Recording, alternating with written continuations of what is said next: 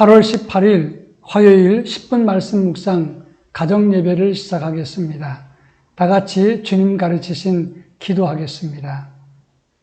하늘에 계신 우리 아버지, 아버지의 이름을 거룩하게 하시며 아버지의 나라가 오게 하시며 아버지의 뜻이 하늘에서와 같이 땅에서도 이루어지게 하소서. 오늘 우리에게 일용할 양식을 주시고 우리가 우리에게 잘못한 사람을 용서하여 준 것 같이 우리 죄를 용서하여 주시고 우리를 시험에 빠지지 않게 하시고 악에서 구하소서. 나라와 권능과 영광이 영원히 아버지의 것입니다. 아멘. 찬송가 255장 너의 죄 흉악하나 다 같이 찬양하겠습니다.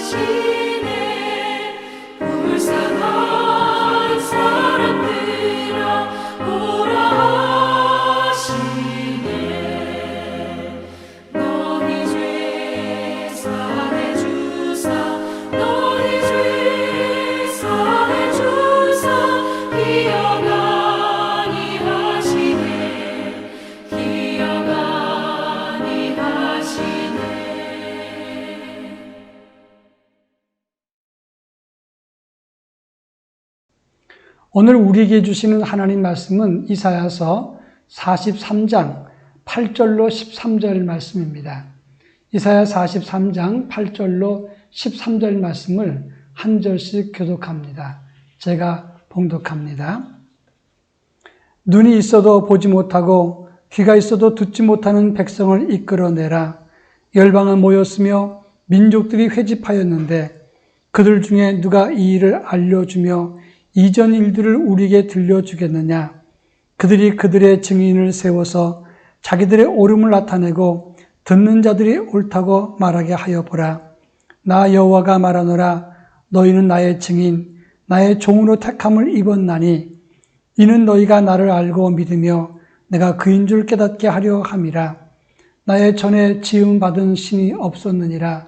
나의 후에도 없으리라. 나는 여호와라. 나 외에 구원자가 없느니라.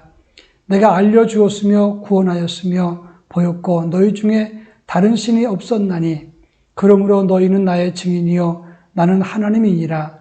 여호와의 말씀이니라. 과연 태초부터 나는 그이니 내 손에서 건질 자가 없도다. 내가 행하리니 누가 막으리요. 아멘. 오늘 우리가 읽은 이사야서 43장의 말씀은 하나님은 우리의 구원주라고 하는 아주 큰 주제를 다루고 있습니다. 하나님은 우리를 지명하여 불렀나니 너는 내 것이라 이렇게 말씀을 하시면서 우리가 물 가운데로 또는 강을 지날지라도 물이 너를 침몰치 못할 것이고 또는 우리가 불 가운데로 처하고 불꽃이 너를 태우거나 사르지 못한다고 말씀했다고 하는 것입니다. 이렇게 선언한 다음에 하나님은 너희의 구원주이시다 이렇게 말씀하고 있습니다. 내가 너희를 건지고 지키고 구원했으니 너희는 나의 증인이 되지 않겠느냐 이렇게 말씀을 한 것이 오늘 우리가 읽은 본문의 내용입니다. 이 본문을 통해서 우리에게 주시는 교훈이 무엇인가를 살펴볼까 합니다. 먼저 8절부터 9절까지에서는 보지 못하고 듣지 못하는 백성들을 다 모이도록 하라 이렇게 말씀하면서 9절에서 열방과 모든 민족이 회집하였다 이렇게 말하고 있습니다. 여기서 회집했다는 말은 법정 용어를 말하는 것인데 비유로 이야기를 한 것입니다. 모든 사람들이 다 법정에 모여서 시시비비를 가리는 그런 자리입니다. 많은 사람들이 모였을 때 그 주제가 무엇이냐면 하나님이 구원자가 되시는가 하는 문제를 다루는 겁니다. 이 세상 사람들이 다 모여서 하나님이 구원자이신가 이것을 논할 때 하나님의 구원을 경험했던 이스라엘이 바로 증인이 되어야 된다는 것을 말하고 있습니다.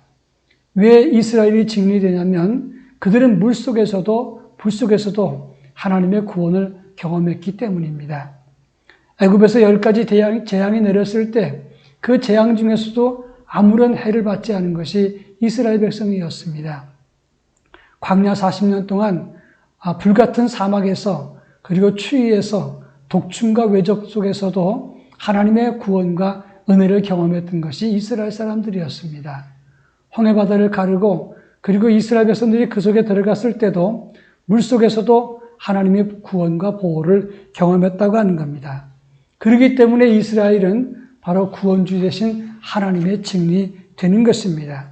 중요한 것은 우리도 하나님의 구원과 은혜를 경험한 사람들이기 때문에 당연히 보지 못하고 듣지 못하는 세상 사람들에게 우리가 증인이 되어야 될 것이고 바로 하나님의 구원을 증언해야 된다 하는 것입니다. 그러면 우리는 무엇을 증언하는 증인이 되어야 될까 하는 것입니다. 11절에 보면 나는 여호와라 나 외에 구원자가 없느니라 이렇게 말씀했습니다. 하나님 외에는 구원자가 없다는 그 사실을 우리는 증언해야 되는 것입니다.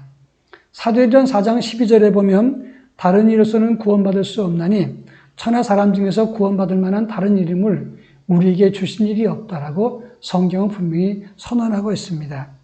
이 세상 그 누구도 우리의 구원자가 될 수 없는 겁니다. 물질이나 명예나 지성이나 또는 신체가 강건해도 그것은 영원할 수가 없는 것입니다. 하나님 외에 다른 신이 없습니다.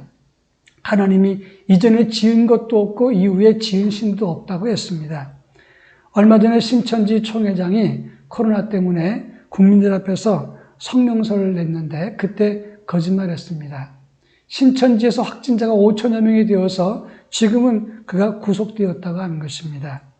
어떤 사람이나 우상이나 또는 이데올로기도 또 지혜나 과학이나 우리의 구원자가 될 수 없다는 것을 알아야 됩니다.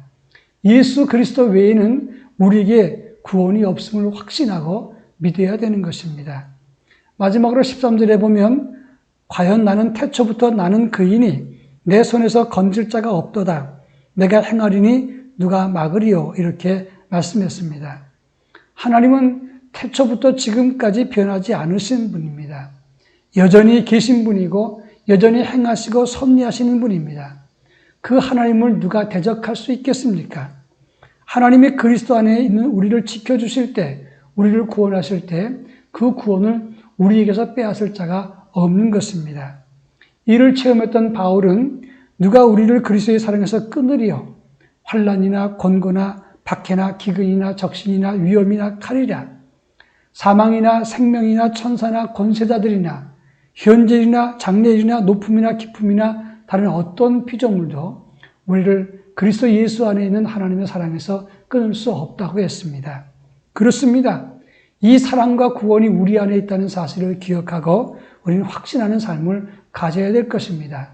오늘도 여러분의 삶을 우리 주님이 구원하시고 지키시고 인도해 주십니다. 이 구원과 확신을 가지고 당당한 삶을 살아가는 하루가 될 수 있기를 바랍니다. 다 같이 기도하겠습니다. 오늘 기도할 제목은 구원의 주 하나님, 예수 그리스도께서 우리를 지켜주시는데 그분만을 섬기는 믿음을 갖게 해달라고 기도할 것입니다. 동시에 우리 가정과 교회가 예수만 바라보는 구원의 믿음을 가질 수 있도록 해달라고 기도할 것입니다. 다 같이 기도합니다.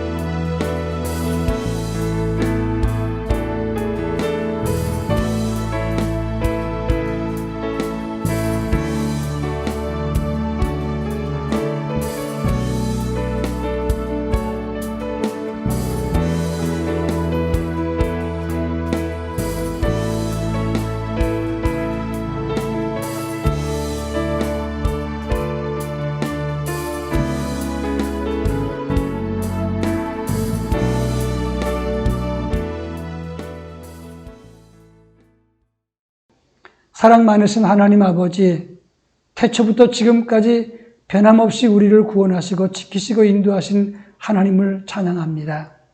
예수 그리스도 안에서 있는 구원의 확신과 믿음을 그 누구도 빼앗을 수 없는데 우리는 이 확신과 믿음을 가지고 당당한 삶을 살아갈 수 있도록 은혜를 더하여 주시고 이 구원의 감격과 확신이 우리 가정과 다음 세대 자녀들과 온 교회 안에 가득하게 하시고 이 세상 보지 못하고 듣지 못하는 사람들에게 알릴 수 있도록 하나님의 은혜를 더하여 주옵소서. 예수님의 이름으로 기도합니다. 아멘.